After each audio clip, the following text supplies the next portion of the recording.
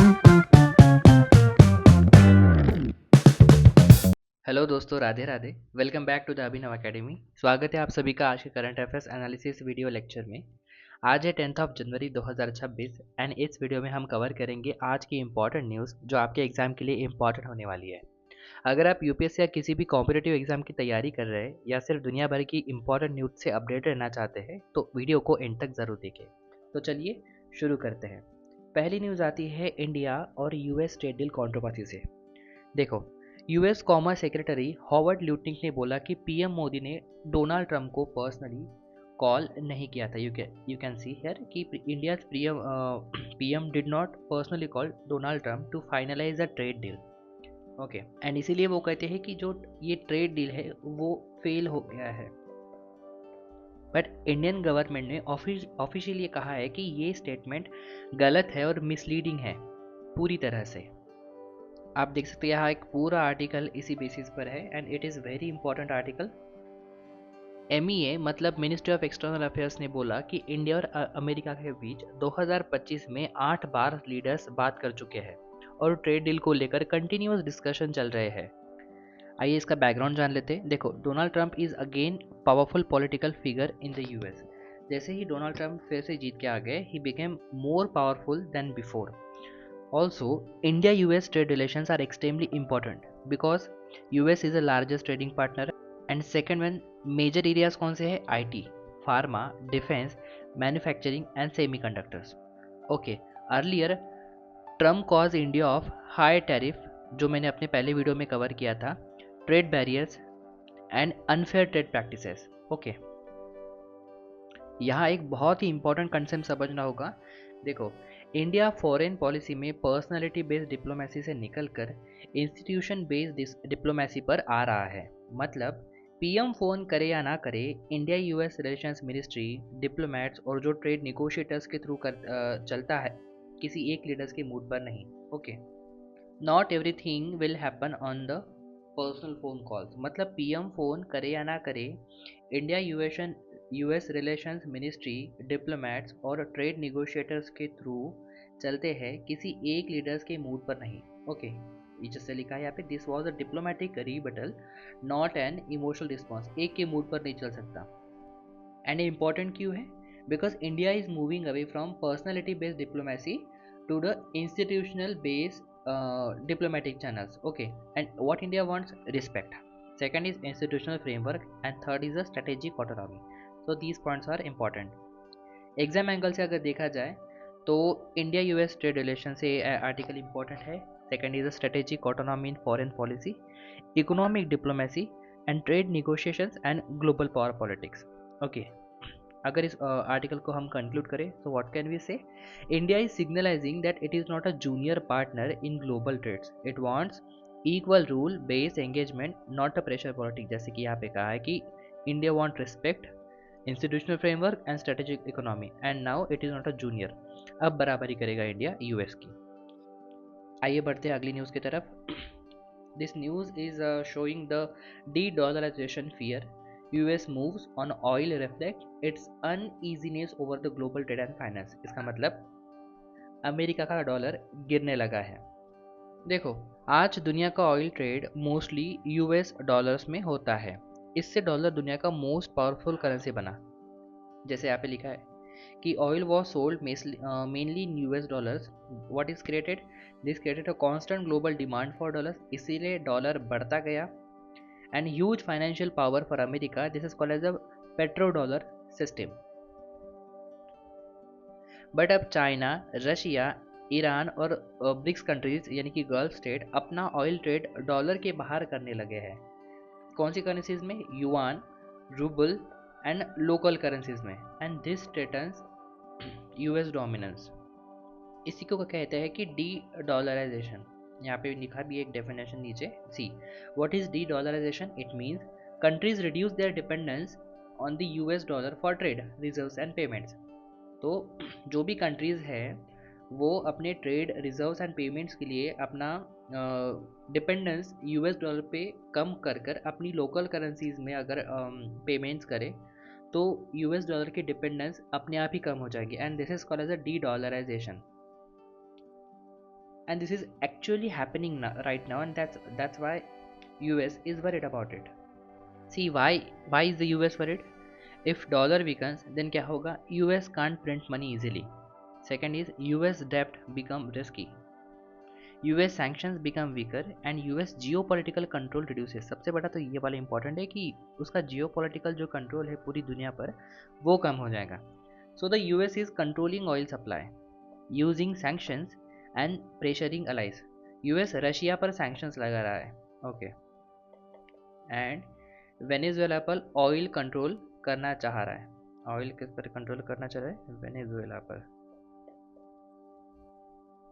And middle east में pressure बना रहा है यूएस.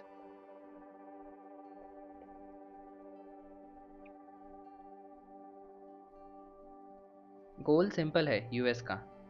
क्या गोल है यूएस का? डॉलर को बचाना, बस. एंड ये सब इंडिया के लिए क्यों मैटर करता है?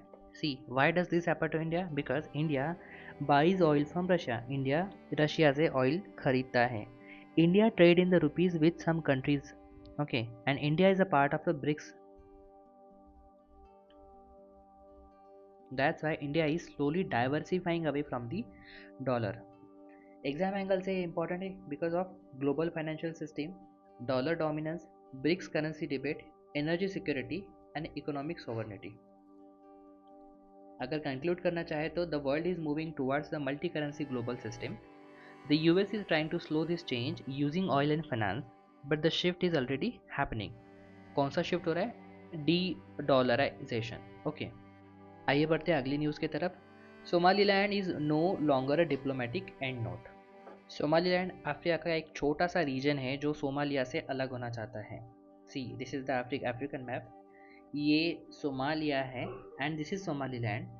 This is a complete Somaliland यहाँ तक के, एंड दिस इज सोमालिया. ये यहाँ से अलग होना चाहता है. इसका जियोपॉलिटिकल लोकेशन बहुत ही इंपॉर्टेंट है. See, Somaliland a breakaway region from Somalia. देखो, सोमालिया से ये अलग होना चाहता है. Is gaining global strategic importance due to first one, Red Sea crisis. Red Sea के पास है ये. चाइना यूएस राइवलरी, चाइना के मिलिट्री बेस के बगल में ही है ये. And the third is the global shipping route के बीच में है, एंड इसीलिए इसकी इंपॉर्टेंस बहुत बढ़ती है. एंड इसीलिए यूएस, यूएई, इथियोपिया जैसे कंट्रीज इसे स्ट्रेटेजिक एसेट बनाना चाहते हैं. इसका मतलब है वर्ल्ड में पावर सिर्फ अमेरिका चाइना के बीच नहीं बल्कि स्मॉल रीजन्स में भी फाइट हो रही है. आइए इसका थोड़ा सा बैकग्राउंड समझ लेते हैं. Somaliland has been declared independence from in 1991. It has its own government, it has its own currency, army and elections, but not internationally recognized because it is already a part of Somalia. It lies near Red Sea, Bab el Mandeb Strait, one of the world's most important shipping route. इसका नाम आप याद कर लीजिए, Bab el Mandeb strait. It's is one of the world's most important shipping routes. Why is it suddenly important? अचानक से कैसे news में आ गया? because of the Houthi attacks, Red Sea shipping crisis, China's military base in Djibouti, and US and allies want alternative ports. Somaliland has a deep water port Berbera, strategic location. जैसे कि कहा था कि it has ports and it has a very strategic location which is geopolitically very important, and that's why ये सब countries US, UAE, Ethiopia इसको अपना asset बनाना चाहते हैं. See, who is interested? US, UAE, Ethiopia, and possibly India is also interested. What they want? They want military access, trade routes, China counterbalance.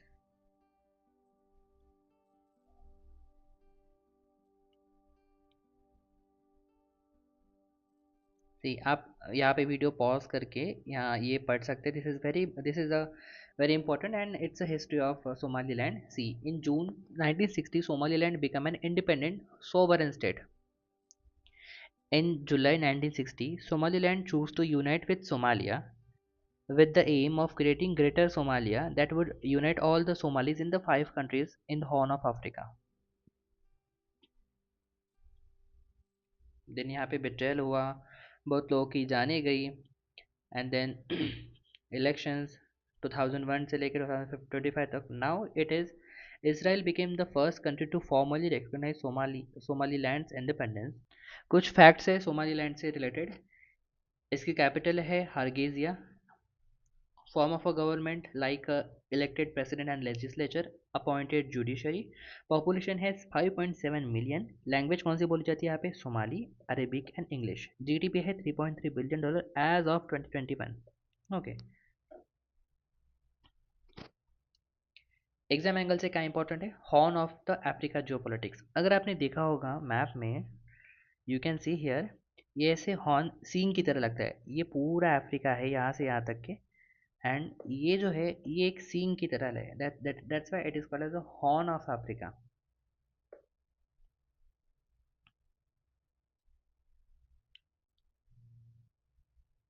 Second है Red Sea crisis, maritime security, India's Indo Pacific strategy. Conclude करते हैं इस article को। Somaliland is becoming the geopolitical chessboard. सभी country उसे अपना asset बनाना चाहती है। Great powers now see as it a strategic asset. देखो जो मैंने कहा था, not just as a disputed territory. देखो दीज थ्री स्टोरी शो, जैसे कि जो हमने तीन आर्टिकल आज पढ़े हैं, वो क्या दिखाते हैं कि the world is shifting from the US dominated order to a multi polar global system. Okay, India is asserting autonomy. India also want respect now. Dollar dominance is weakening. Dollar का de dollarization होना शुरुआत हो गई है। And new regions like Somaliland are gaining importance. छोटा सा country है लेकिन उसका जियो पॉलिटिकल इंपॉर्टेंस की वजह से वो वो ज़्यादा फेमस हो रहा है। ओके, सभी countries like US UAE Ethiopia उस पर अपना हुकूमत जताना चाहता है। ओके, तो US India trade, dollar crisis और सोमालीलैंड, तीनों न्यूज़ मिलाकर एक बात बोलती है कि the world is shifting from US centric order to the multi polar world. So this is the new world in making. I hope आपको आज का एनालिसिस पसंद आया होगा। अगर आपको आज के डेली न्यूज़ एनालिसिस लेक्चर का पीडीएफ चाहिए तो आपको हमारा टेलीग्राम चैनल ज्वाइन करना होगा। आपको बस टेलीग्राम पर जाना है एंड टाइप करना है अभिनव अकेडमी एंड ज्वाइन करना है। आपको वहाँ पर डेली लेक्चर का पीडीएफ मिल जाएगा and it is completely free. Same आप व्हाट्सएप चैनल के लिए भी कर सकते हैं। Just go to the WhatsApp, type Abhinav Academy and just join the channel. So join कीजिए and short and crisp notes को फ्री में एक्सेस कीजिए। अगर आपको आज का ये एनालिसिस इन्फॉर्मेटिव लगा तो लाइक करें और अपने दोस्तों के साथ शेयर ज़रूर करें। और अगर आप नए हैं तो सब्सक्राइब करें अभिनव एकेडमी को for daily current affairs analysis.